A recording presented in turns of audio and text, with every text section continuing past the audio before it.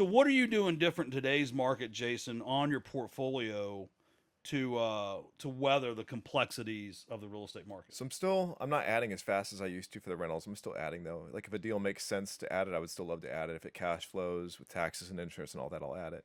But a lot more like land type deals, man, where I'm not like flipping a ton of houses like I used to. And I'm not wholesaling any houses. It's mostly like land deals that I'm buying and putting on the MLS or selling the neighbors, whatever. So you said land deals 3 times. Tell us about some Land, land deals. land is good. Land is good. So my favorite deal I've done recently is I bought property indicator for 55 and I sold it for 145 in a week. 55 million. No. How? What? Huh? Yeah. Man, those like it's an untapped market, I feel like. Like you bought it off the MLS? Like No, you no, found no. somebody that had like a 5 acre piece of property with a mobile home? Or Tax delinquent, Tax delinquent. vacant land. There you go. Yeah. And so you just flipped the land. Yeah. Called the neighbor before I was gonna put it on the market, but I was like, let me call this dude next door and see if he wants it.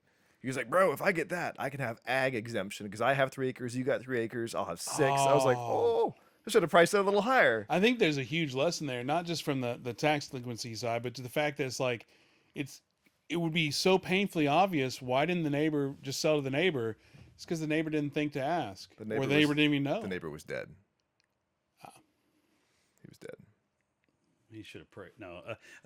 How did you? I But don't know how my to do point that. being is like, but the overall point there is like, there's opportunity right in front of you, but you have to be the one to like seek it out. You have to be a little scrappy in this market, like we just said. Like you Yeah. can't just like go on the MLS and find a deal and pitch it to some other buyer. Like it takes some ingenuity and finding some deals. So let's get real about that. So let me break that down to the way I'm thinking about it, and then you tell me if where I'm wrong. I like it. So you're in a market most people aren't.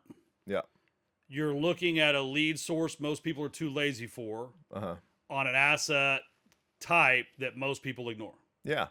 Yeah. That's pretty good. Yeah. So it's opportunistic. Yeah, for me, I'm like, again, how do I have the most amount of time possible to spend with my family with the least amount of effort and making money at the same time? So I'm like, how does that all work? And I found this strategy. I'm like, oh shit.